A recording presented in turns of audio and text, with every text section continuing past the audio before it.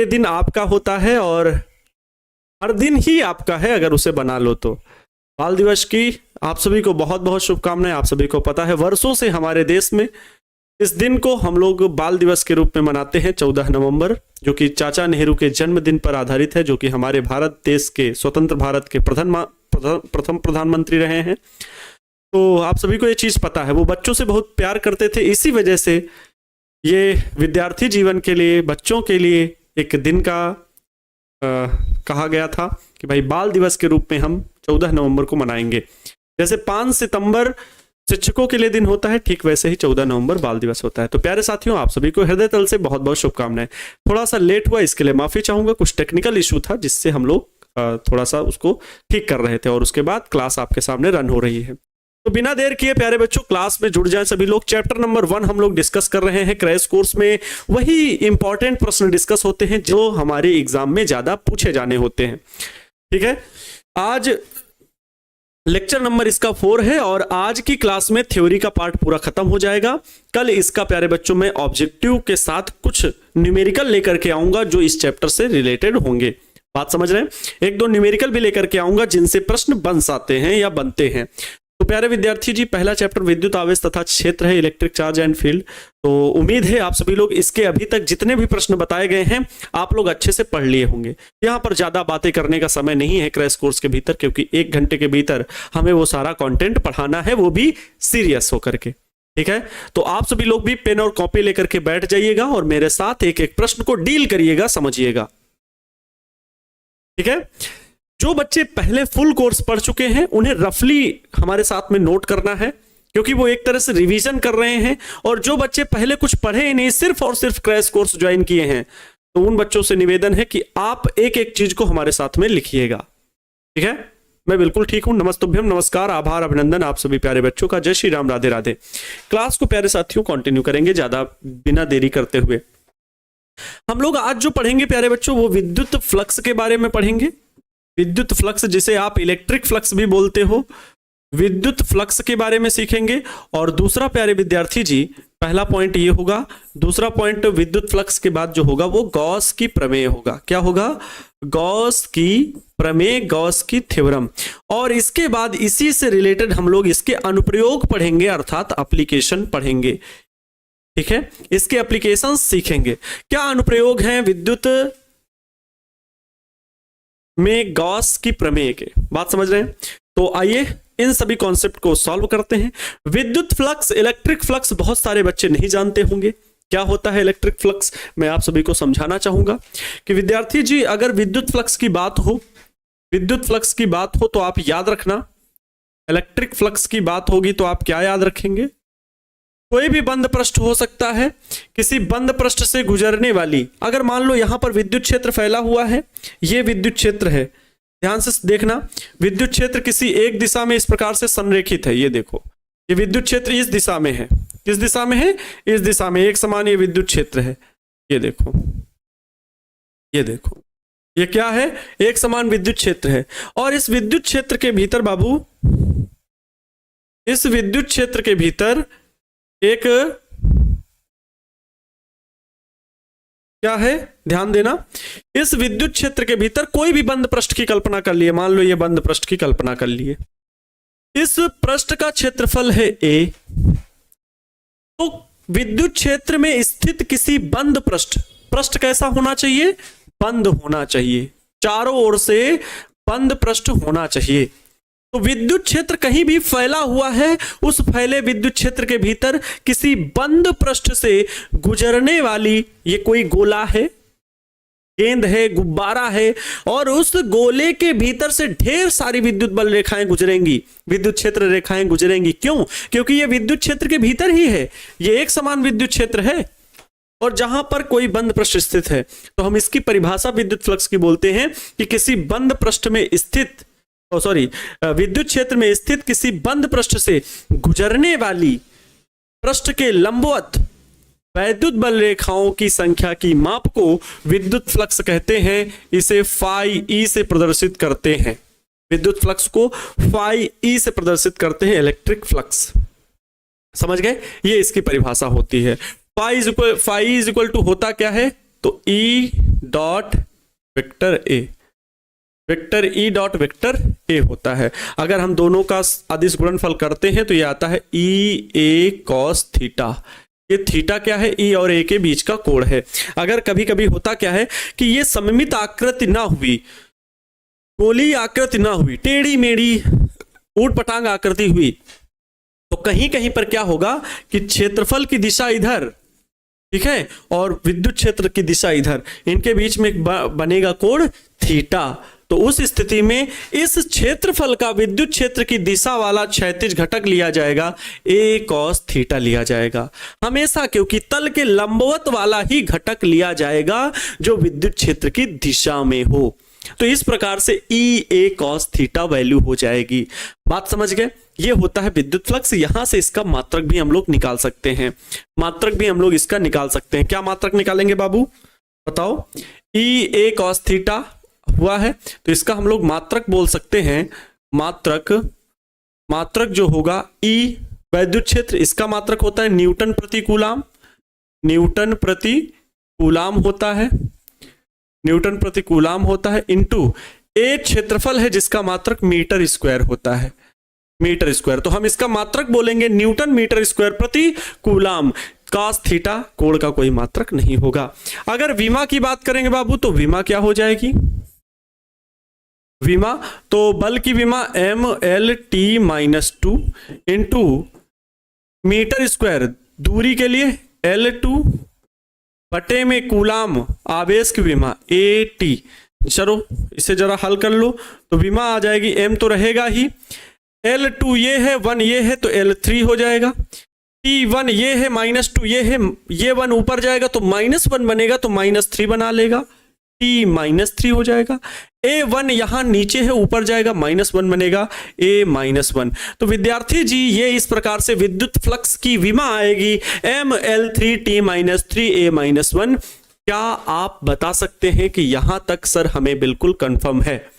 Newton प्रति coulomb into metre square होगा बाबू। ये ए क्षेत्रफल है, क्षेत्रफल का मात्रक मीटर स्क्वायर होता है। अगर आप इस बात को समझ रहे तो ML3 T -3 A -1 बिल्कुल सही आप जवाब इसका दे रहे हैं। ठीक है, बात समझ में आई? क्या ये विद्युत फ्लक्स से संबंधित बात समझ में आ गई है इतनी?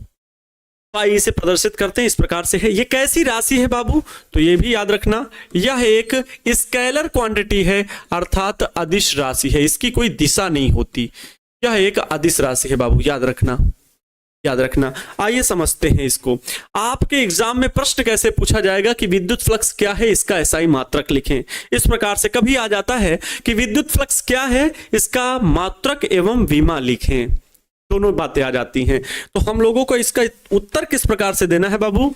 उत्तर किस प्रकार से देना है?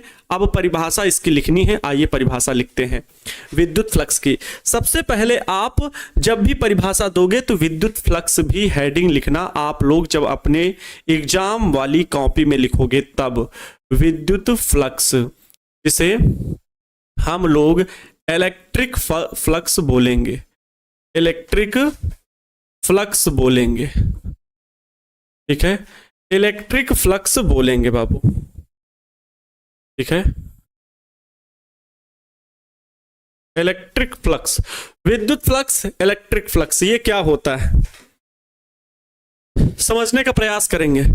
विद्युत फ्लक्स, इलेक्ट्रिक फ्लक्स, बहुत अच्छे तरीके से परिभाषा जो अभी मैंने पीछे उसको समझाया कॉन्सेप्ट को, वही समझना। क्या ये यहां पर विद्युत क्षेत्र फैला हुआ है तो हम कहेंगे विद्युत क्षेत्र में स्थित किसी बंद पृष्ठ, ये कैसा पृष्ठ होना चाहिए? गोला, एकदम गोला, तरबूज हो, वो फुटबॉल हो, गुब्बारा हो, कुछ भी हो, है ना। तो इसकी परिभाषा इस प्रकार से लिखेंगे कि विद्युत क्षेत्र में स्थित, विद्युत क्षेत्र में स्थित किसी बंद पृष्ठ, विद्युत क्षेत्र में स्थित किसी बंद पृष्ठ, विद्युत क्षेत्र में स्थित किसी बंद पृष्ठ, किसी बंद पृष्ठ से, किसी बंद पृष्ठ के लंबवत, विद्युत क्षेत्र में स्थित किसी बंद पृष्ठ के लंबवत गुजरने वाली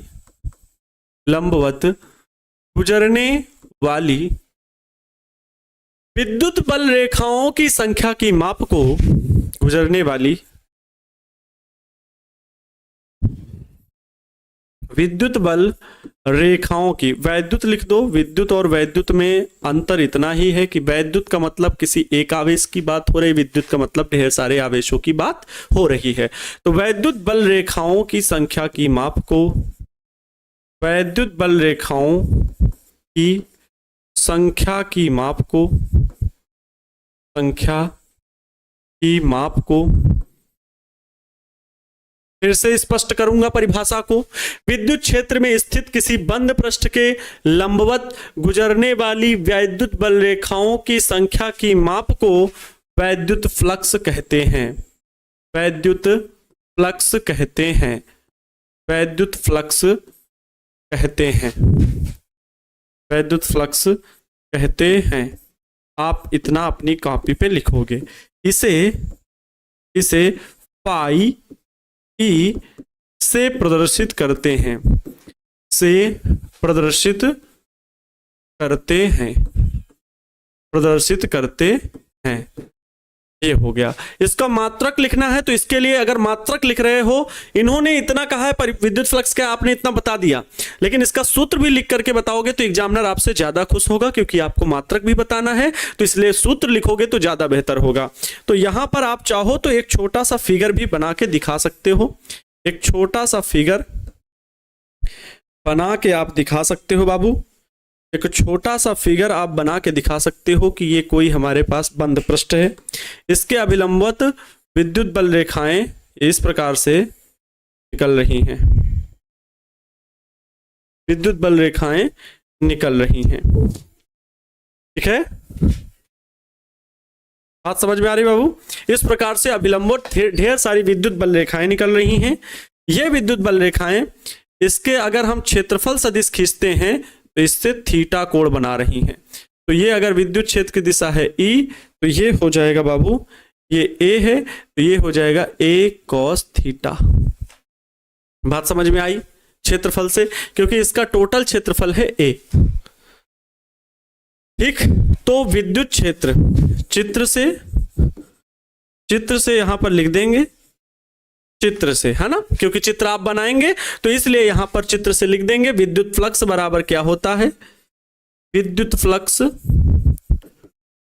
फ्लक्स बराबर होता है pi is equal to, pi E suffix में लिख देंगे, pi E is equal to E dot vector A, जिसके लिए हम ये भी लिख सकते हैं अदिश गुणनफल क्या होता है? ए डॉट बी बराबर ए बी कॉस थीटा, मतलब ई डॉट ए बराबर ई ए कॉस थीटा।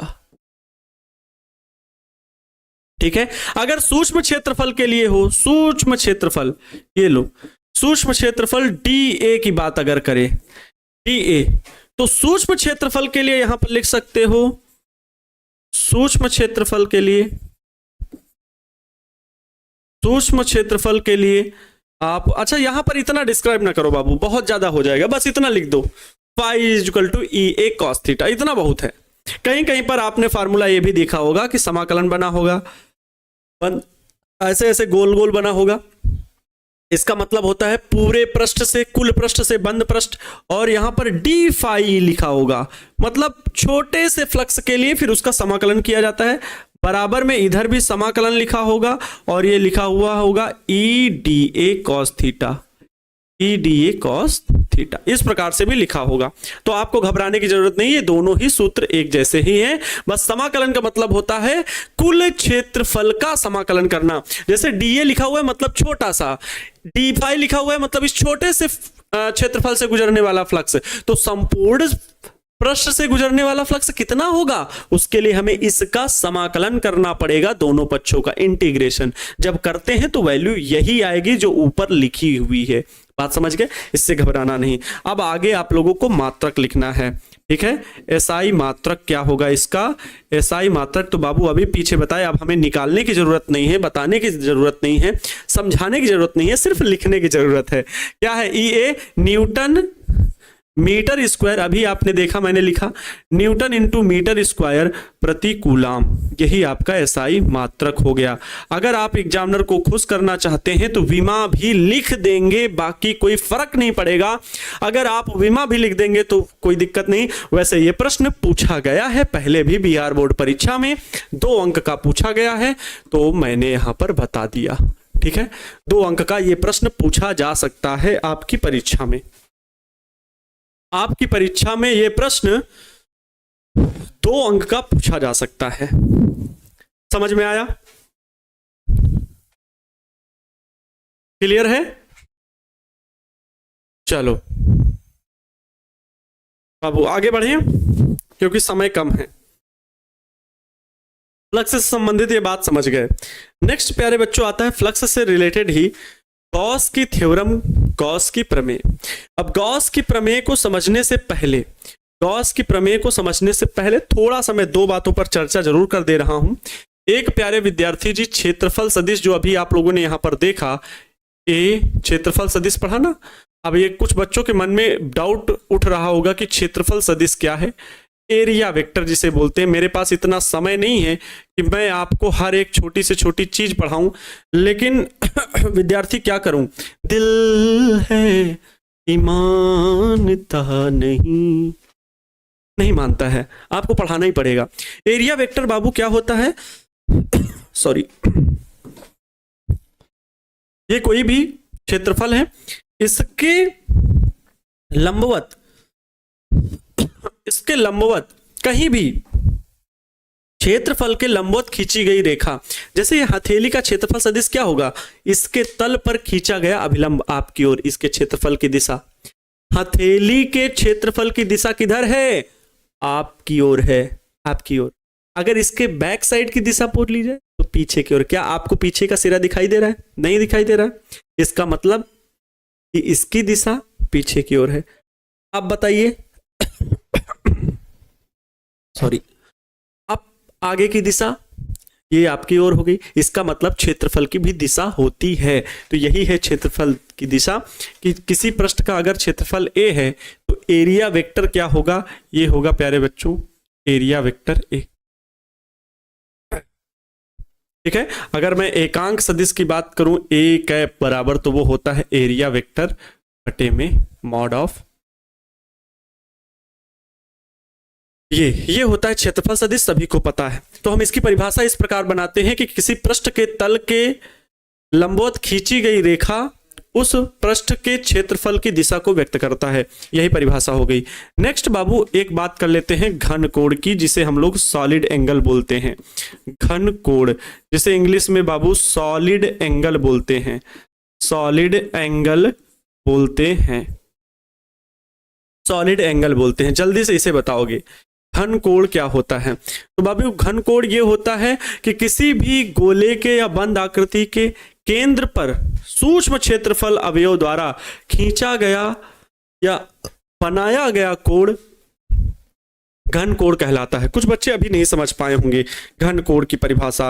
अगर आपका ध्यान मेरी ओर है, पूर्णतः मेरी ओर है, गारंटी के साथ कहता हूं आप बातों को इमेजिन कर पाओगे। जो मैं बोल रहा हूं, जो मैं आपको सिखा रहा हूं, वो आप इमेजिन भी कर पाओगे, समझ भी पाओगे। बाबूजी, ए बाबूजी ध्यान करो, ये मान लो एक सूक्ष्म पृष्ठ है, पूरे गोले का, पूरे तरबूज का एक छोटा सा पृष्ठ। तरबूज सर जो आप लोग खाते हो गर्मियों में अच्छे से, है ना, वो तरबूज है। ठीक है, रेड कलर का अंदर सब रहता है। उसमें आपने चाकू घोपा एक तरफ से, और चाकू को फिर ऐसे छोटा छोटा घुमा दिया, छोटा सा पृष्ठ निकालने के लिए। ठीक है, तो चाकू की नोक को आप रोके हो, चाकू की नोक को आप रोके हो उसके केंद्र पर, मान लो केंद्र पर रोके हो, ऐसे सिंपल सा इमेजिन कर सकते हैं। तो और फिर उसको ऊपर के हत्थे को ऐसे गोल गोल घुमा दिया और वो छोटा सा प्रश्न निकाल लिया। तो ये जो आपने ये बाहर निकाला, इसके द्वारा बाबू क्या होगा कि यहां पर एक तरबूज में देखोगे एक कोण बनेगा गोल गोल चारों ओर से, ये कहलाता है घन कोण, जिसे डी ओमेगा से लिखते हैं। ये प्यारे विद्यार्थी जी डीए क्षेत्रफल आपने अंतरित किया, और प्यारे विद्यार्थी जी ये त्रिज्या है, जितनी त्रिज्या का आपने निकाला है, तो घन कोण की वैल्यू होती है D omega equal to D A upon में R square, D A upon में आर स्क्वायर। अगर हम संपूर्ण गोले की बात करें कि गोले का कुल क्षेत्र कुल घनकोण कितना होता है, गोले के लिए कुल घनकोण है ना, कुल घनकोण, तो बाबूजी गोले के लिए कुल घनकोण ओमेगा बराबर होता है 4 पाई, याद रखिएगा। तो घनकोण होता है कि किसी गोले के सूक्ष्म अवयव खंड द्वारा गोले के केंद्र पर अंतरित कोण को घनकोण कहते हैं, यही इसकी परिभाषा होती है। इसे डी ओमेगा से प्रदर्शित करते हैं, D omega equal to D upon में आर स्क्वायर होता है। अगर गोला वह राशि है बंद पृष्ठ, तो उसका कुल घनकोण जो होगा वो 4 पाई के बराबर होगा। ऐसा मैंने पहले भी आप सभी को बता रखा है, ठीक है, बात समझ गए बाबू। चलो अब बात करते हैं हम लोग गॉस का नियम, गॉस के नियम को लिखें। एक प्रश्न ध्यान दीजिएगा, ये आपका 2 अंक वाला प्रश्न है, 2 अंक का प्रश्न है ये। दूसरा, गॉस के प्रमेय को लिखें तथा सिद्ध करें, ये आपका 5 अंक का प्रश्न है, 5 अंक का प्रश्न है। अगला, गॉस प्रमेय के उपयोगों में से किसी एक की व्याख्या करें, ये 5 अंक का प्रश्न है, 5 अंक का।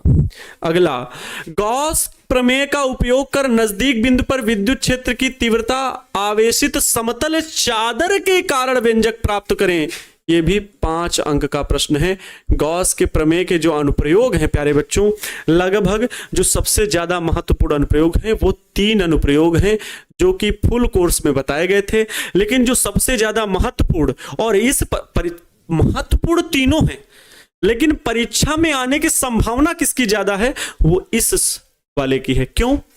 क्योंकि प्यारे बच्चों जो 2023 में पूछा गया है, जरूरी नहीं कि उसको रिपीट करेगा, बहुत कम चांसेस होते हैं कि रिपीट करे, क्योंकि 2021, 22, 20, 18, 19 इनमें जो प्रश्न पूछे गए हैं उनको रिपीट करता है लगातार। 24 वाला प्रश्न 25 में नहीं रखेगा, 23 वाला प्रश्न 25 में रखेगा, 1-2 रखेगा, लेकिन 22, 21, 18, 17 जो बहुत पिछले ईयर होते हैं उनके प्रश्न पूछे जाने की संभावना ज्यादा बनती है।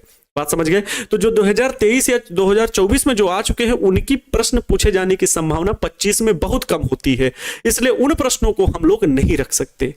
बात समझ गए? तो इस बात का भी अंदाजा आप लोग भी लगा सकते हैं। तो 3 में जो सबसे ज्यादा महत्वपूर्ण है वो जो आपकी परीक्षा में आ सकता है।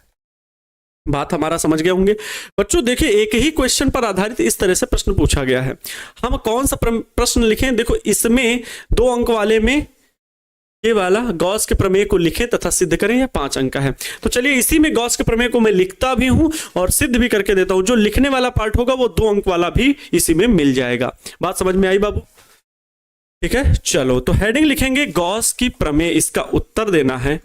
उत्तर, इसमें से सबसे पहले आपको हेडिंग लिखनी है गॉस की प्रमेय, गॉस की प्रमेय, प्रमेय जिसे हम लोग इंग्लिश में लिख सकते हैं गॉसियस थ्योरम। ठीक है, गॉसियस, ठीक है, गॉस, वैसे तो गॉसियस थ्योरम क्या है भैया, ट्रिपल एस हो जाएगा, गॉसियस थ्योरम।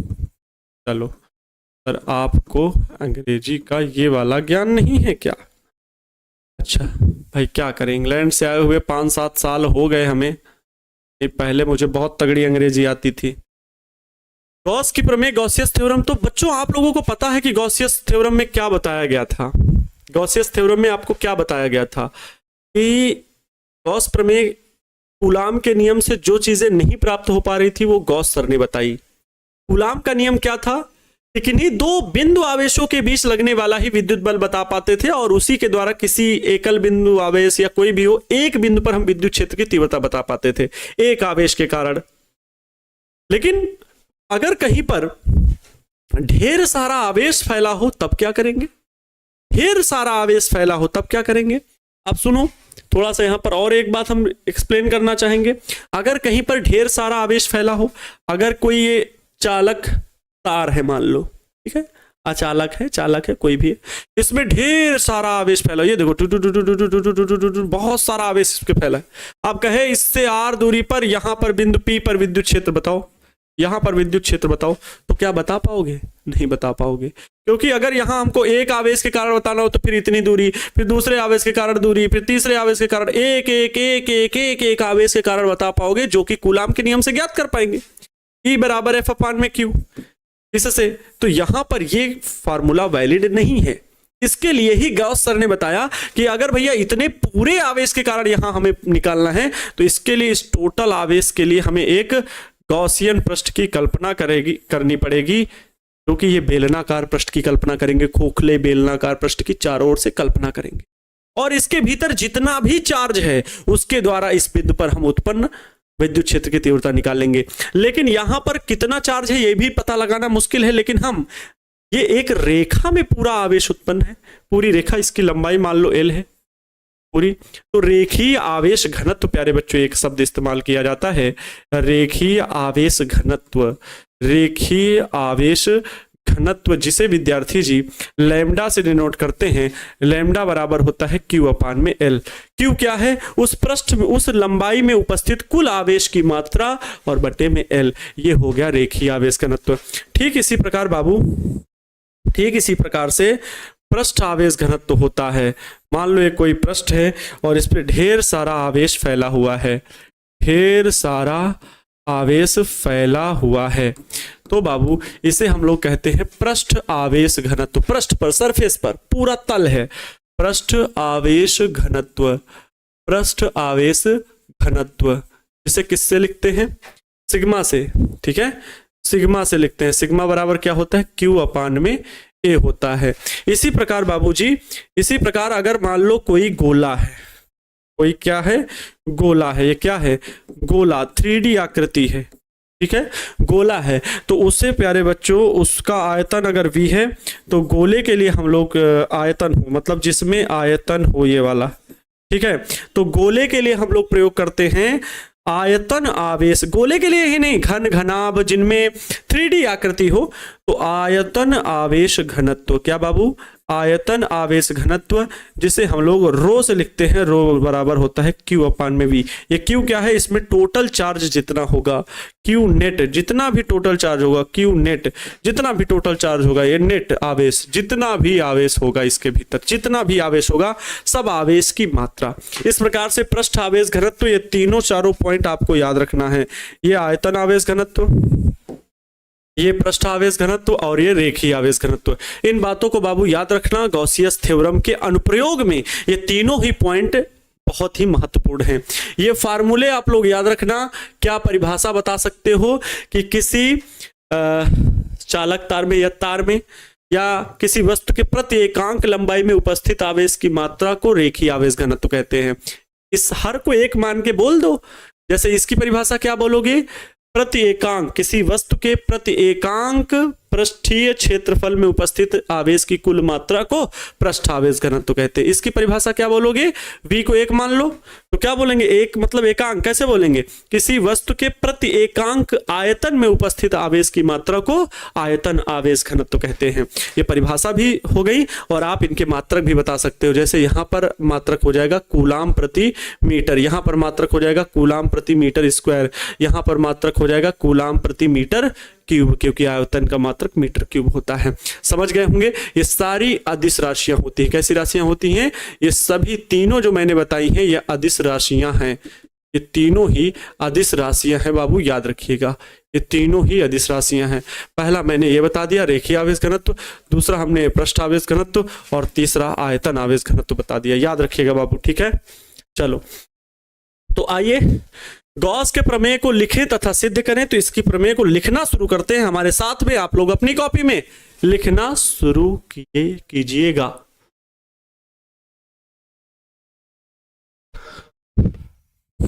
ठीक है, बात समझ गए, वेरी गुड।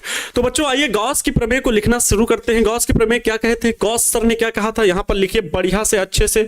गॉस की प्रमेय के अनुसार, गॉस की प्रमेय के अनुसार, गॉस की प्रमेय के अनुसार गॉस सर ने क्या बोला था बताओ? गॉस की प्रमेय के अनुसार गॉस की प्रमेय के अनुसार विद्युत क्षेत्र में स्थित किसी बंद पृष्ठ से गुजरने वाला कुल फ्लक्स, ध्यान से समझना, विद्युत क्षेत्र में स्थित बंद पृष्ठ, विद्युत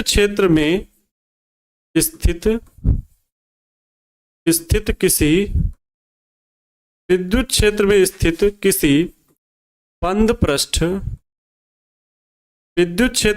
किसी बंद पृष्ठ से, विद्युत क्षेत्र में स्थित किसी बंद पृष्ठ से गुजरने वाला कुल फ्लक्स, बंद पृष्ठ से गुजरने वाला, विद्युत क्षेत्र में स्थित किसी बंद पृष्ठ से गुजरने वाला कुल फ्लक्स, गुजरने वाला कुल फ्लक्स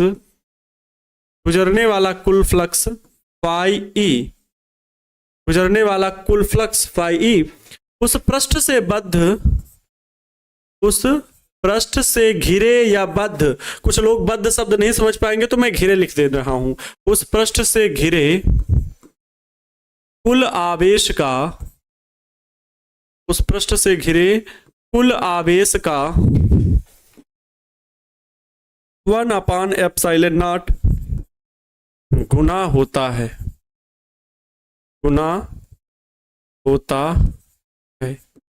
ये हो जाएगा। इसको ब्रैकेट में ही लिख दीजिए, बढ़िया रहेगा। पाई गुना होता है, ये है गॉस थ्योरम जो उन्होंने कही थी। अर्थात यहां पर लिखोगे अर्थात पाई ई बराबर क्यू अपान में एप्सिलॉन नॉट।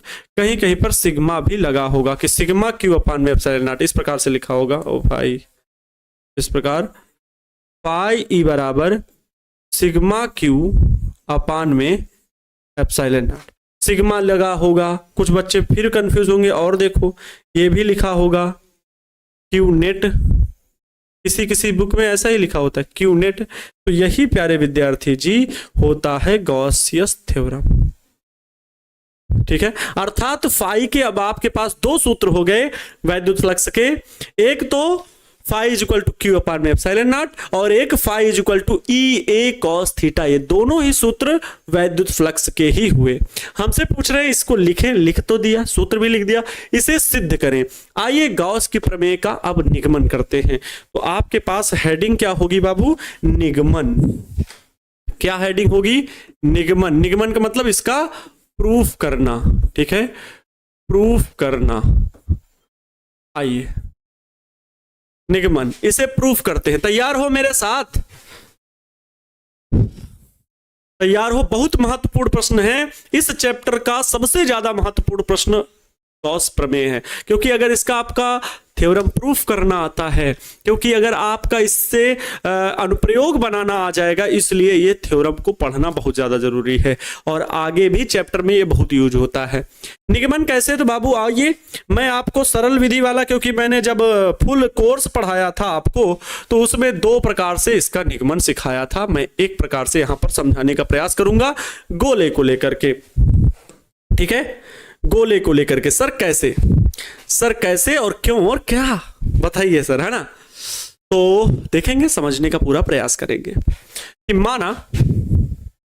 माना एक स्मॉल आर त्रिज्या, माना एक गोला, माना एक स्मॉल आर त्रिज्या का,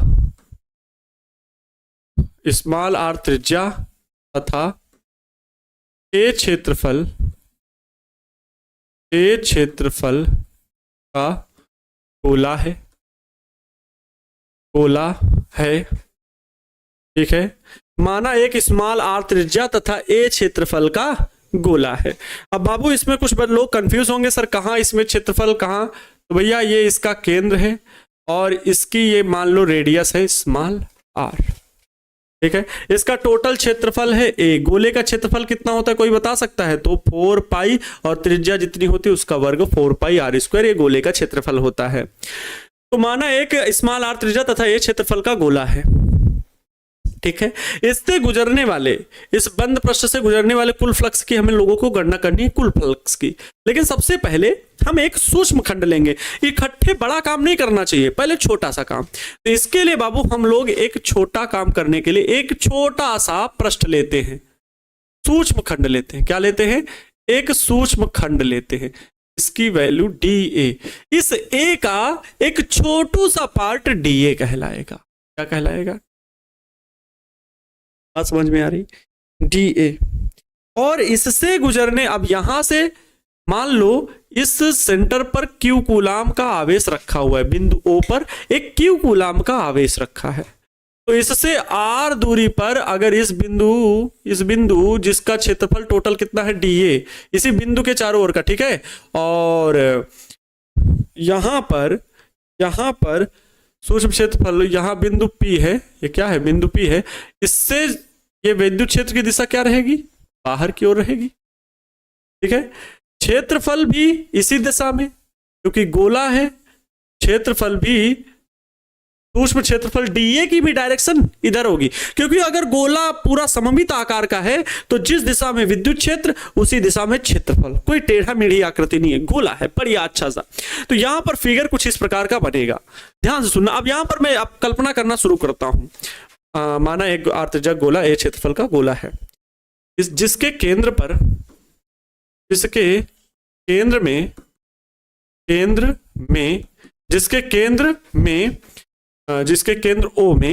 O में Q कूलाम का आवेश है, Q कूलाम का आवेश रखा है,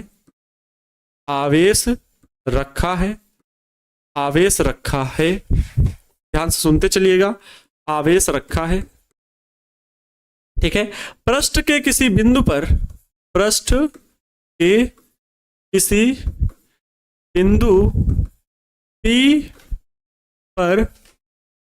किसी बिंदु P के चारों ओर सूक्ष्म क्षेत्रफल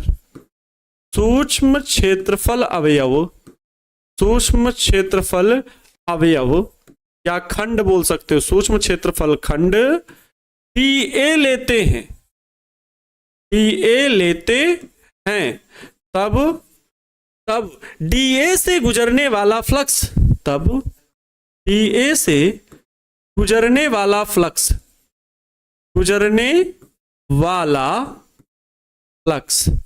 क्या होगा बाबू? DA से गुजरने वाला फ्लक्स क्या होगा? तो DA से गुजरने वाला फ्लक्स हम कहेंगे छोटू सा फ्लक्स होगा। अगर छोटू सा क्षेत्रफल है तो छोटू सा फ्लक्स d फाई ई बराबर क्या? EDA cos theta. तो E क्षेत्रफल वहां का, वो विद्युत क्षेत्र, EDA जो भी सूक्ष्म क्षेत्रफल अवयव खंड है DA cos थीटा, तो cos थीटा। यहां थीटा बराबर क्या है? यहां बाबू थीटा बराबर है 0 डिग्री। क्यों? क्योंकि E और DA दोनों एक ही दिशा में होंगे। अब बताओ, ये हो जाएगा EDA cos 0 और cos 0 की वैल्यू होगी 1, अर्थात d फाई E बराबर आएगा EDA। ये तो सूक्ष्म क्षेत्रफल से गुजरने वाला फ्लक्स है। गोले के कुल पृष्ठ से, गोले के कुल पृष्ठीय क्षेत्रफल कितना होता है? A है, और A की मान कितना है? 4 पाई R स्क्वायर। कुल पृष्ठीय क्षेत्रफल A से गुजरने वाला फ्लक्स हमें बताना है हम लोग को, है ना। कुल पृष्ठीय क्षेत्रफल A से गुजरने वाला फ्लक्स हम लोगों को बताना है पूरे पृष्ठ से। तो इसके लिए क्या करना है? समाकलन करना है। ये तो अभी छोटू सा काम किया था, और छोटे छोटे काम को करने के लिए हम लोग बड़े मियाँ को लाते हैं। याद करिए, छोटे मियाँ तो छोटे मियाँ, बड़े मियाँ सुभान अल्लाह। बोला था कि नहीं? ट्रिक याद करिए। छोटे मियाँ कौन है? डिफरेंशियल अवकलन। बड़े बड़े काम को छोटे छोटे भाग में करने के लिए अवकलन, छोटे छोटे काम को एक साथ बड़े काम करने के लिए बड़े मियाँ। आओ इंटीग्रेशन को ले आएंगे। तो यहां पर हम किसको करेंगे? इंटीग्रेशन। क्या करेंगे? इंटीग्रेशन दोनों पक्षों का। डी फाई ई बराबर में समाकलन, और बंद पृष्ठ है, गोला बंद पृष्ठ है तो यहां गोल गोल बना देंगे ई डी ए। अब यहां पर ई तो डी ए जिसके साथ लिखा होता है ना, जिसके साथ डी लिखा होता है उसी का समाकलन होता है, बाकी का नहीं। तो बाहर कर लीजिए, ई कांस्टेंट है क्योंकि ए के सापेक्ष करना है तो ई का तो बाहर हो जाएगा, ई बाहर, समाकलन डी ए। अब यहां ई बराबर वैल्यू क्या होगी, आपको पता है विद्यार्थी जी, आपको पता है कि यहां अगर हम Q आवेश के कारण विद्युत क्षेत्र निकाल रहे हैं, Q आवेश के कारण, Q आवेश के कारण विद्युत क्षेत्र कहां पर, बिंदु P पर, कहां पर, तो बिंदु P पर, Q आवेश के कारण तो कितनी दूरी पर है, R दूरी पर है। तो हम लोग यहां पर बाबू, हम लोग यहां पर क्या लिखेंगे, यहां पर पूरा E बराबर हो जाएगा 1/4 पाई एप्सिलॉन नॉट Q/r²। भाई Q कूलम आवेश है, R दूरी पर बिंदु P है और इसी के चारों ओर सूक्ष्म क्षेत्रफल अवयवखंड dA था, तो E की वैल्यू तो 1/4 पाई एप्सिलॉन नॉट Q/r² होगा। अर्थात E की वैल्यू यहां पर अगर हम निकालें इस प्रकार से, समाकलन डी फाई ई। अच्छा आप देखो, जब समाकलन करेंगे ना तो जिसके सापेक्ष कर रहे हैं वही आ जाता है। जैसे यहां पर डी हट जाएगा, केवल फाई ई बचेगा बाबू, फाई ई बराबर ये मिलेगा, ई की वैल्यू क्या, ई की वैल्यू हम लिखेंगे 1/4 पाई एप्सिलॉन नॉट Q/r², और ये समाकलन का चिन्ह लगा दे रहे हैं अभी एक बार ई। आप ध्यान से सुनेंगे, अगले प्रश्न में चल रहे हैं, समझाने के लिए अगले प्रश्न में चल रहे हैं, यहां पर ब्रैकेट में आपको समझा भी दे रहे हैं।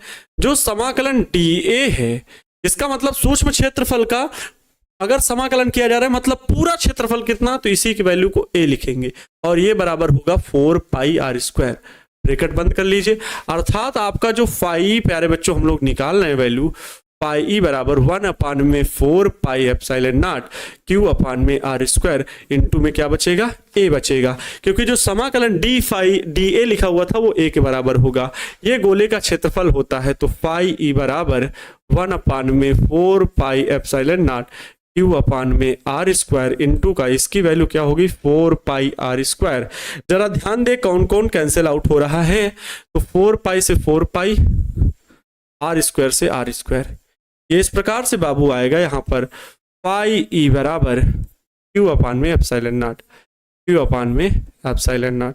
यही विद्यार्थी जी क्या हो जाएगा, प्रूफ हो जाएगा गॉस की प्रमेय का। यही गॉस की प्रमेय है, या यह गॉस की प्रमेय है, यह गॉस की प्रमेय है, गॉस की प्रमेय है। आपने सिद्ध कर दिया, 5 नंबर आपको इतने में मिल जाएंगे, 5 नंबर बाबू इसमें आपको मिल जाएंगे। समझ में आया, 5 नंबर आपको मिल जाएंगे। क्लियर हुआ, ओके, रिपीट, 5 नंबर आपको मिल जाएंगे इतना। गॉस की थ्योरम लिखनी है। गॉस की प्रमेय के अनुसार क्या कहते हैं कि विद्युत क्षेत्र में स्थित किसी बंद पृष्ठ से गुजरने वाला कुल फ्लक्स उस पृष्ठ से घिरे कुल आवेश का 1/एप्सिलॉन नॉट गुना होता है। तो इस प्रकार से आपको ये दिखना है, ये पता है। आगे देखिए, प्रूफ करने के लिए एक गोला लेना जो कि r त्रिज्या का है, इसके केंद्र पर Q कूलम का आवेश स्थित है, इससे r दूरी पर एक सूक्ष्म क्षेत्रफल अवयवखंड dA की एक कल्पना करते हैं। ये हम अपने मन से कल्पना कर रहे हैं, ठीक है। और इससे गुजरने वाला फ्लक्स आपको ज्ञात करना है पहले छोटे से क्षेत्रफल से। तो इसके लिए सारी बातें ऊपर लिख देना है कि माना एक r त्रिज्या तथा a क्षेत्रफल का गोला है जिसके केंद्र O में Q कूलम का आवेश रखा है। पृष्ठ के किसी बिंदु P के चारों ओर सूक्ष्म क्षेत्रफल खंड dA लेते हैं, ये अपनी कल्पना से लेते हैं dA, तब dA से गुजरने वाला फ्लक्स। तो सूत्र कहता है कि डी फाई, क्योंकि छोटा सा क्षेत्रफल है तो छोटा सा flux, D phi is equal to EDA cos theta. ये कहते हैं थीटा यहां पर 0 डिग्री, तो cos 0 की वैल्यू 1 होती है, तो EDA केवल बचेगा। लेकिन ये तो छोटा सा है, छोटा सा फ्लक्स निकाल रहे हैं पूरे क्षेत्रफल के लिए, तो गोले के कुल पृष्ठीय क्षेत्रफल के लिए यहां पर क्या करेंगे, समाकलन कर देंगे दोनों पक्षों का। तो समाकलन जब करेंगे तो डी फाई लिखा है तो ये केवल फाई बचेगा। ये ई डी ए लिखा हुआ है तो ई ए बचेगा, ई ए। लेकिन ई की वैल्यू कितनी है, तो यहां पर बता दिया कि यहां आवेश क्यू आवेश के कारण विद्युत क्षेत्र बिंदु पी पर, तो एकल बिंदु आवेश के कारण जरा बिंदु पी पर विद्युत क्षेत्र बताओ। यहां पर क्योंकि एक ही आवेश है, अगर दो होते तो दो जोड़ देते, यहां पर क्यू प्लस क्यू दो बार जोड़ देते, 2Q 4Q 50Q 100Q या Q1 plus Q2 plus Q3 जितना भी आवेश हो, कुल आवेश का 1/ε0 गुना होता है ना, ये बोला जाता है। तो वो आवेश की वैल्यू हम यहां पर रखते, लेकिन वैसा तो है नहीं यहां पर, तो सीधे Q/r² वो टोटल वैल्यू रख दी। डीए की वैल्यू, समाकलन डीए की वैल्यू आपको पता है वही 4πr² होगा, इसके पृष्ठ का क्षेत्रफल यहां पर रखे, हल हो गया। आइए नेक्स्ट क्वेश्चन, गॉस के प्रमेय के उपयोगों में से किसी एक की व्याख्या करें। यह भी प्रश्न अगर पूछा जाएगा, आगे प्रश्न, इसका उत्तर जो है आगे है, उत्तर जो है वो क्या है, आगे देखें, आगे देखें। जैसे यहां पर भी मैंने इसका जो है गॉस के प्रमेय को लिखें, तो जो लिखा था केवल गॉस के नियम को लिखें, तो यहां पर इसका उत्तर जो होगा वो आपको आगे लिखना है, आगे देखें, ठीक है। यहां पर ये इसका पहला उत्तर हो जाएगा, पीछे वाले प्रश्न का इतना ही उत्तर है, लेकिन इस प्रश्न का इसमें इतना भी लिखना है और ये डेरिवेशन भी टोटल करना है, तब आपको 5 अंक मिलेंगे। आइए इस प्रश्न को करते हैं कि गॉस के प्रमेय के उपयोगों में से किसी एक की व्याख्या करें, जिसमें से यह प्रश्न हमने लिया कि गॉस का प्रमेय का उपयोग कर नजदीक बिंदु पर, थोड़ा सा नजदीक लेना है, लेकिन कहां, विद्युत क्षेत्र की तीव्रता निकालने के लिए आवेशित समतल चादर के कारण व्यंजक प्राप्त करें, आवेशित समतल चादर के कारण व्यंजक प्राप्त करें। तो आइए इसको हल हम लोग करते हैं, ठीक है। कोई दिक्कत नहीं होगा बाबू, परेशान मत हो, एकदम हम बहुत अच्छे से स्पष्ट तरीके से आपको सिखा देंगे।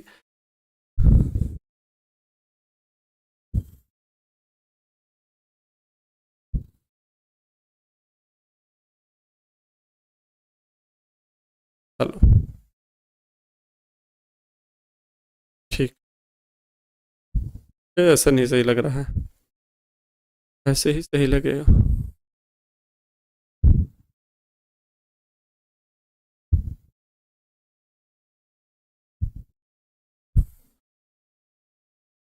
ध्यान देना बाबू, ये एक आवेशित समतल चादर है, इसका आप लोगों को क्या करना है, डेरिवेशन, इसका आप लोगों को डेरिवेशन करना है, ध्यान देंगे, डेरिवेशन करना है। जो भी यहां पर जैसे भी इन्होंने कहा है हम वैसा ही लिखना इसमें शुरू करेंगे।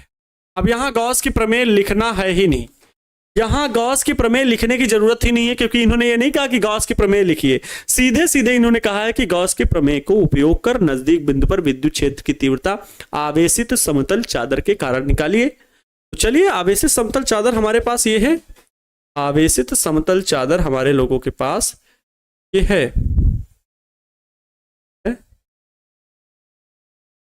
आवेशित समतल चादर। चलो अब समझेंगे ध्यान से बस, इसमें क्या है, आवेश एक समान रूप से मान लो फैला हुआ है, ये धनावेश है, एक समान रूप से धनावेश इस समतल चादर पर बाबू फैला हुआ है, ठीक। ढेर सारा आवेश इस पतली चादर पर, इसकी मोटाई बहुत कम है, पर्दा देखते हो ना घरों पे पड़ा होगा डोर पे, उस पर्दे की भी मोटाई से बहुत पतला है यह चादर, ठीक है। और उस पर आवेश, धन आवेश एक समान रूप से फैला हुआ है। तो किसी पृष्ठ पर फैले आवेश घनत्व को हम किससे लिखते हैं, सिग्मा से, अर्थात इसका आवेश घनत्व कितना है, तो सिग्मा है, ये एक समान रूप से फैला हुआ है। हमें इससे, मान लो प्लेट की कल्पना करो, मैं क्या बताऊं, क्या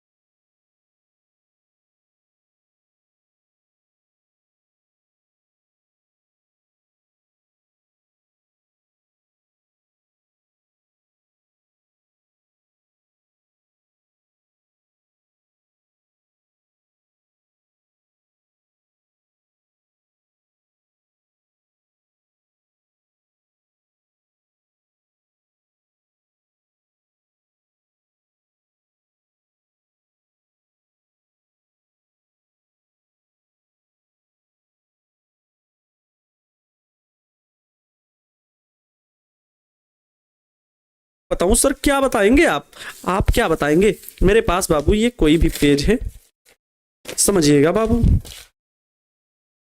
ये अच्छा नहीं है, ये है, ठीक है। ये देखो बाबू, एक पेज है, दिखाई दे रहा है सभी को?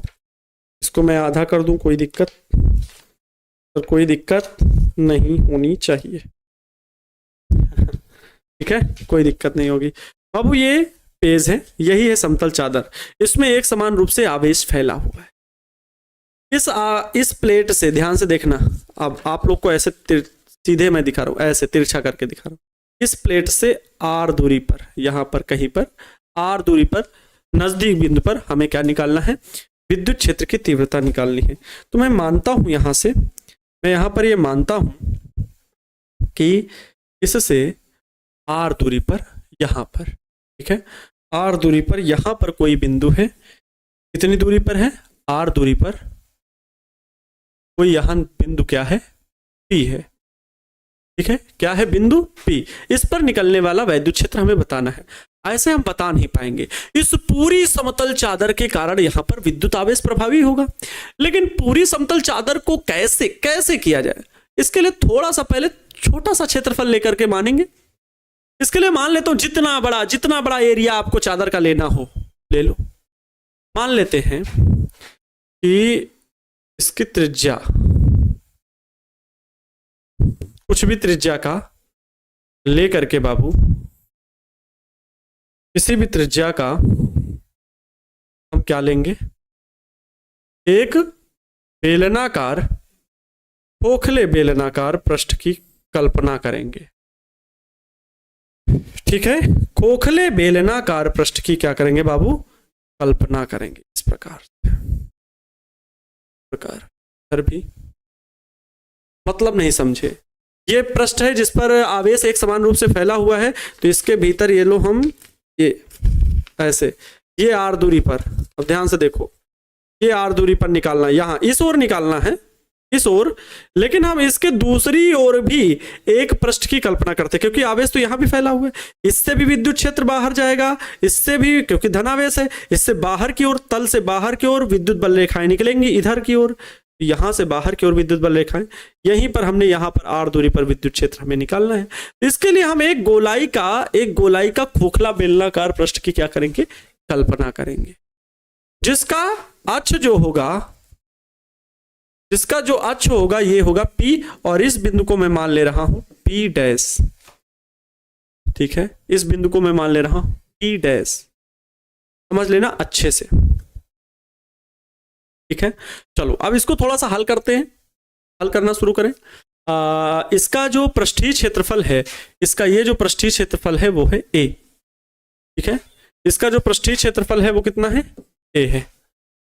चलो अब इस बात को लिखना भी यहां पर शुरू करते हैं, जो इतनी बातें मैंने लिखी हैं उत्तर में लिखना है कि माना एक समान धनावेशित, माना एक पतली चादर, एक पतली, फिर थोड़ा सा अच्छा, माना एक समान धनावेशित, एक समान धनावेशित, मतलब इस पर आवेश कौन सा फैला हुआ है? धनावेशित पतली चादर है, पतली चादर है जिसका पृष्ठ आवेश घनत्व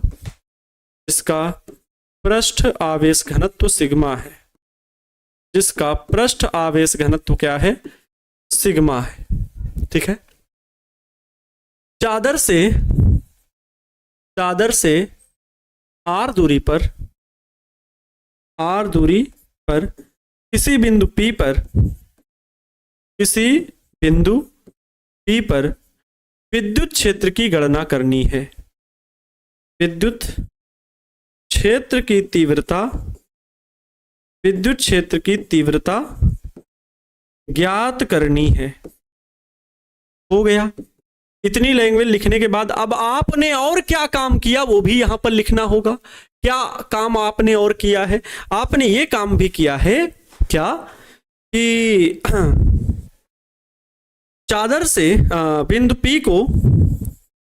बिंदु P के सममित, बिंदु P के सममित, सममित का मतलब समझते हो, मतलब जैसे बिंदु P है ठीक उसी प्रकार यहां पर लिख दोगे चित्र से, इस बात को लिख दोगे चित्र से। भैया चित्र में देख लो हम क्या कर रहे हैं।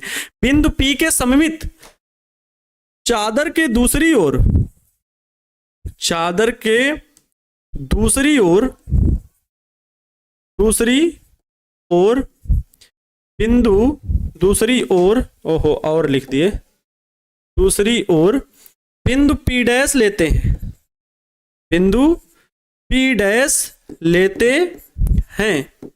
क्या लेते हैं? बिंदु P डैश लेते हैं।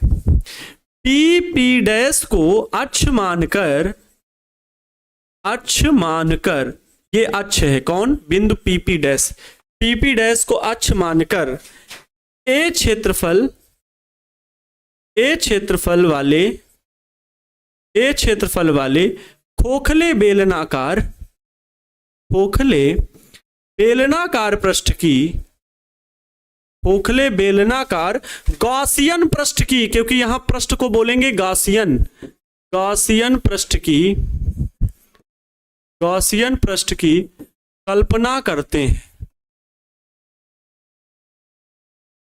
गॉसियन पृष्ठ की कल्पना करते हैं, गॉसियन पृष्ठ की कल्पना करते हैं। इससे अब समझ में आ गया होगा भैया गॉसियन पृष्ठ की कल्पना की, चलो ठीक है।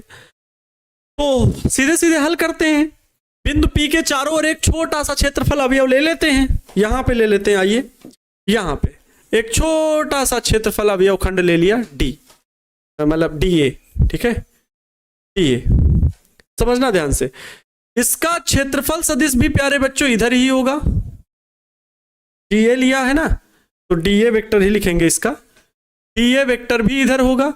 और विद्युत क्षेत्र की दिशा भी आप सभी को पता है धनावेश है, तो विद्युत क्षेत्र की दिशा बाहर की ओर ही इस प्रकार होगी, तो विद्युत क्षेत्र की दिशा भी इसी दिशा में होगी।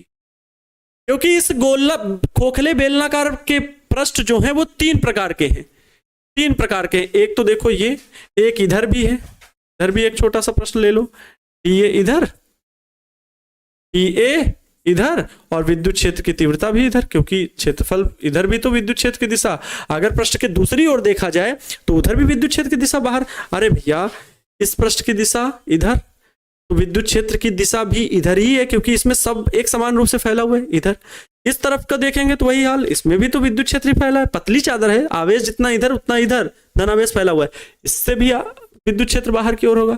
लेकिन क्या इसके ऊपर विद्युत क्षेत्र की दिशा है? नहीं, विद्युत क्षेत्र की दिशा इधर और इधर है।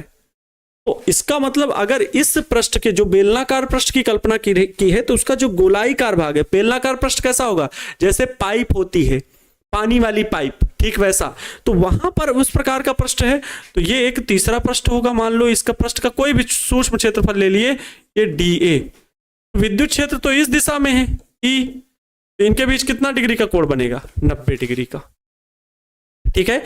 तो मैं तीन पृष्ठ जोड़ रहा हूं, एक ये S1 पृष्ठ, ये S2 पृष्ठ, और इस पृष्ठ को नाम देंगे S3। जो गोलाकार दोनों पूरा पृष्ठ होगा वो पृष्ठ S3, और इस तरफ का भाग बेलन का, और बेलन का इस तरफ का गोलाकार भाग। पाइप की कल्पना करो, कुछ ना सोचो, एक बड़ी सी मोटी सी पाइप है पानी वाली, उसका जो पूरा प्लास्टिक वाला भाग है, खोखली पाइप है, प्लास्टिक वाला भाग वो पृष्ठ S3 कहलाएगा, और जो उनके दोनों ओर मुख खुले हुए हैं दोनों सिरे, वो पृष्ठ S1 और S2 कहलाएंगे। S1 और S2 से विद्युत बल रेखाएं निकलेंगी, लेकिन पाइप के प्लास्टिक से विद्युत बल रेखाएं नहीं निकलेंगी, क्योंकि बीच में जो एक प्लेट रखी है उससे सिर्फ विद्युत बल रेखाएं इसी दिशा में निकल रही हैं, ऊपर की ओर विद्युत बल रेखाएं नहीं निकल रही। विद्युत क्षेत्र की दिशा है वो प्लेट से बाहर की ओर ही है, बाहर की ओर ही है, ऊपर की ओर नहीं है। अर्थात यहां पर हम लिखेंगे कि काल्पनिक पृष्ठ जो बेलनाकार पृष्ठ से गुजरने वाला फ्लक्स है, उसके लिए यहां पर गणना करना शुरू करेंगे, ठीक है। लिखेंगे बेलनाकार, बेलनाकार पृष्ठ के, बेलनाकार पृष्ठ के तीन पृष्ठ, बेलनाकार ऐसे लिखेंगे, बेलनाकार गॉसियन पृष्ठ में, गॉसियन पृष्ठ के S1 कामा S2 व S3 से गुजरने वाला फ्लक्स, S3 से गुजरने वाला फ्लक्स कितना होगा। आप ध्यान से सुनेंगे, गुजरने वाला फ्लक्स कितना होगा, बस इस बात को ध्यान से सुनेंगे। कैसे? तो भाई अगर मैं फाई नेट की बात करूं, फाई नेट, ठीक है, तो वो फाई S1 बराबर होगा फाई S1 के प्लस फाई S2 के प्लस फाई S3 के, तीनों के बराबर होगा। लेकिन यहां अगर हम फाई S1 की वैल्यू की बात करें तो ये EDA के बराबर, क्योंकि क्षेत्रफल इधर का भी वही उधर का भी वही। फाई S2 की बात करें, यहां फाई S2 की बात करें तो वो भी EDA के बराबर, क्योंकि EDA cos 0 होगा।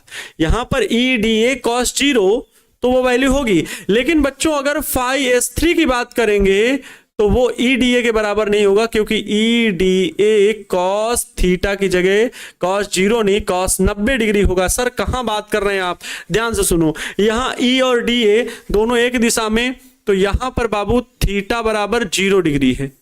यहां पर भी थीटा बराबर क्या है, दोनों E और DA एक दिशा में, तो थीटा बराबर 0 डिग्री। लेकिन यहां पर थीटा बराबर 90 डिग्री है, तो S3 पृष्ठ से कोई भी फ्लक्स नहीं गुजरेगा, तो यहां पर cos 90 की वैल्यू होती 0। इस प्रकार फाई S3 की टोटल वैल्यू हो जाएगी 0। ठीक है, टोटल वैल्यू 0। समझ में आया?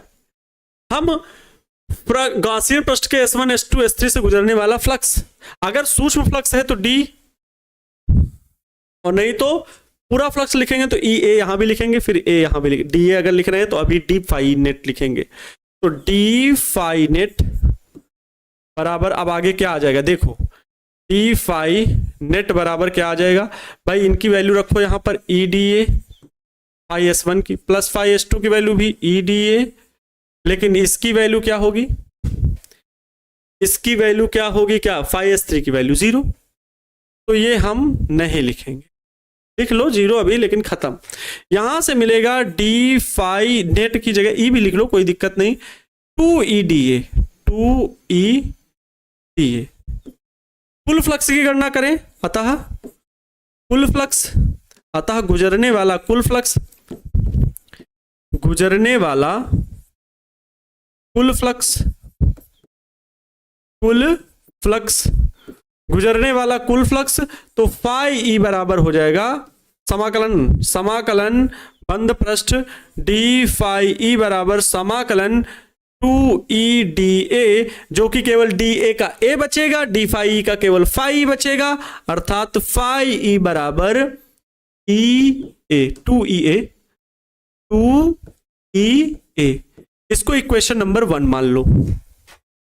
गॉस की प्रमेय से आओ, गॉस की प्रमेय से, गॉस की प्रमेय से बातचीत नहीं करनी है बाबू। गॉस की प्रमेय से phi E is equal to Q upon में एप्सिलॉन नॉट होता है। यहां कोई एक आवेश तो है नहीं, यहां तो बहुत सारा आवेश पूरे पृष्ठ में फैला हुआ है, तो पृष्ठीय आवेश घनत्व लेंगे। क्या पृष्ठीय आवेश घनत्व होता है, सिग्मा बराबर Q अपान में A होता है, यही होता है। तो अगर हम Q की वैल्यू निकालें, Q की वैल्यू निकालें तो ये क्या मिलेगा, सिग्मा A, Q बराबर सिग्मा A, है ना। तो यहां पर फाई E बराबर मिल जाएगा Q की जगह पर सिग्मा A अपान में एप्सिलॉन नॉट, सिग्मा A अपान में एप्सिलॉन नॉट। बाबू ये हो गया समीकरण नंबर 2। अब समीकरण 1 और समीकरण 2 के LHS बराबर हैं, अतः RHS बराबर होंगे। समीकरण 1 व 2 से, समीकरण 1 व 2 से LHS बराबर हैं, RHS बराबर होंगे, अर्थात 2EA बराबर होगा भैया, इसका RHS इसके RHS से बराबर होगा सिग्मा A एप्सिलॉन नॉट, यही है सिग्मा A अपान में एप्सिलॉन नॉट। अब ध्यान दो बाबू, यहां पर कौन किसको काट रहा है, A से A कैंसिल आउट हो रहा है, तो आगे आएगा आपका 2E, केवल E लिखेंगे, 2 को पक्षांतर कर देंगे, सिग्मा अपान में 2 एप्सिलॉन नॉट, इतने न्यूटन प्रति कूलाम विद्युत क्षेत्र की तीव्रता का मान होगा। सिग्मा क्या है? तो पृष्ठ आवेश घनत्व है। सिग्मा क्या है बाबू? तो पृष्ठ आवेश घनत्व है ये सिग्मा। पहले ही आपने इसका जिक्र कर दिया है, जिसका पृष्ठ आवेश घनत्व, अरे पृष्ठ आवेश घनत्व यहां पर नहीं लिखा कि क्या है। पृष्ठ आवेश घनत्व यहां पर लिख देंगे सिग्मा है। पृष्ठ आवेश घनत्व सिग्मा है। चादर से r दूरी पर किसी बिंदु P पर विद्युत क्षेत्र की तीव्रता ज्ञात करनी है। चित्र से बिंदु P के सममित चादर के दूसरी ओर बिंदु P डैश लेते हैं। P डैश को अक्ष मानकर ए क्षेत्रफल वाले खोखले बेलनाकार गॉसियन पृष्ठ की कल्पना करते हैं। क्योंकि गॉसियन पृष्ठ की बिना कोई बंद आकृति की कल्पना किए हम गॉस की थ्योरम नहीं लगा सकते। तो इस बिंदु से जाने वाले एक बेलनाकार पृष्ठ की कल्पना कर दिए। ठीक है, अब बताइए समझ में आया? सिग्मा अपान में 2 एप्सिलॉन नॉट।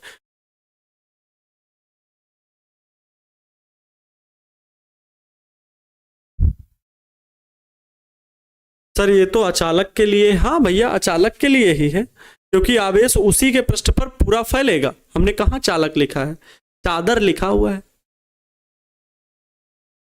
चादर है वो, चालक नहीं है। समझ गए?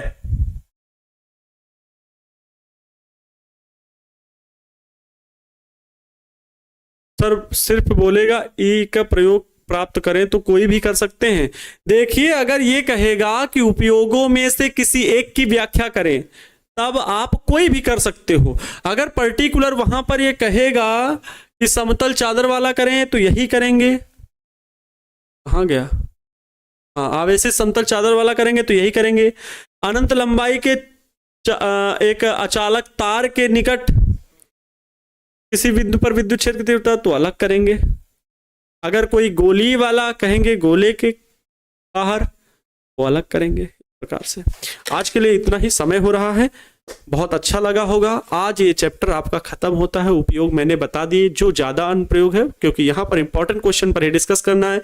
फिर भी मैंने फ्लक्स बताया, क्षेत्रफल सदिश बताया, घनकोण बताया, गॉस की प्रमेय बताई और गॉस के प्रमेय का अनुप्रयोग भी आज के लेक्चर में खत्म कर दिया। अर्थात आपके 4 लेक्चर में मैंने कंप्लीट थ्योरी आपकी बता दी है। कल आपका ऑब्जेक्टिव क्लास होगा और ऑब्जेक्टिव के साथ मैं 2-3 न्यूमेरिकल भी डिस्कस करूंगा जो आपके एग्जाम में डिस्कस हो सकते हैं। वो ऑब्जेक्टिव क्वेश्चन में भी न्यूमेरिकल हो सकते हैं और अलग से भी हो सकते हैं। ठीक है, उम्मीद है आप सभी लोग कल अच्छे से फिर तैयारी करके आएंगे। इस चैप्टर का पूरा कंप्लीट पढ़ के आना, ठीक है, क्योंकि कल हम लोग इसके महत्वपूर्ण बहुविकल्पी प्रश्नों पर बात करेंगे। आपको बढ़िया से क्लास डिस्कस हो रही होगी क्योंकि जो प्रश्न जैसे ये गॉस की प्रमेय, भाई एकदम भारी भरकम क्वेश्चन आता है। गॉस की प्रमेय लिखें और सिद्ध करें। इस प्रश्न को बेहतरीन तरीके से पढ़िएगा। मैंने अपने दृष्टिकोण से पूरी कोशिश की है कि जो महत्वपूर्ण सबसे ज्यादा प्रश्न है उन्हें आपके सामने कराया जाए। आप कर भी रहे हैं। बस इन्हीं प्रश्नों को जो बच्चे पहली बार पढ़ रहे हैं, पहले पढ़े ही नहीं बाबू, अब आप अगर इधर उधर भटकोगे तो बड़ा लेट हो जाएगा, आप कुछ भी तैयारी नहीं कर पाओगे। इसलिए जितना कराया जा रहा है उसका पढ़िए। हमें भी उम्मीद है, हमें भी प्रार्थना यही रहेगी कि हमारे पढ़ाए हुए प्रश्न 70 से 80% लड़ ही जाएं तो बहुत बेहतर होगा।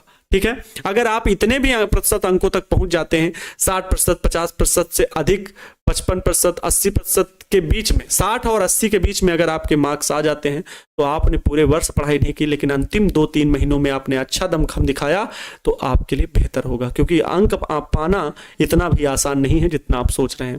ठीक है, तो वो बच्चे जो 1 साल से पूरी मेहनत कर रहे हैं वो पूरी लगन से मेहनत करते रहें, ईमानदारी से, क्योंकि इस बार टॉपर हम लोगों को बनना है। सभी बच्चों मिलते हैं कल की क्लास में। खुश रहें, मस्त रहें, दूसरों को खुश रखने का पूरा प्रयास करें। जय Hind, Vande Mataram, love you so much.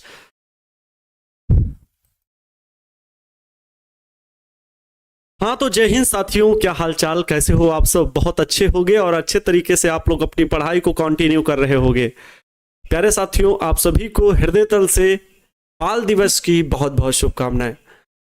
ये दिन आपका होता है और हर दिन ही आपका है अगर उसे बना लो तो। बाल दिवस की आप सभी को बहुत बहुत शुभकामनाएं। आप सभी को पता है वर्षों से हमारे देश में इस दिन को हम लोग बाल दिवस के रूप में मनाते हैं 14 नवंबर, जो